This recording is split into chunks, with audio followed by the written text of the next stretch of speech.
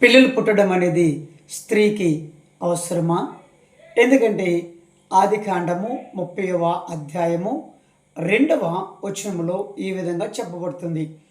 యాకోబుతో రాహేల్ అంటున్న మాట, నీవు పిల్లలను ఇవ్వని ఎడల నేను చచ్చేదను అని.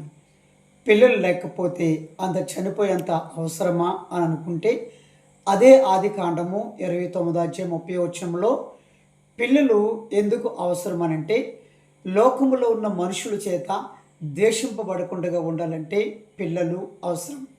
అంతేకాదు, పిల్లలు ఎందుకు అవసరము అనంటే, లోకములో ఇంటిలో వారితో శ్రమలు పాలవకుండా ఉండాలంటే పిల్లలు అవసరం.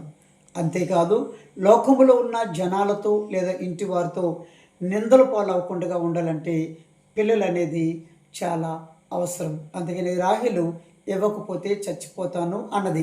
కనుక పిల్లలు పుట్టిన తర్వాత వారికున్న గొప్ప ఆనందం ఏంటంటే, నీవు గొప్ప భాగ్యవతి, భాగ్యవంతురాలు అని అంటారు.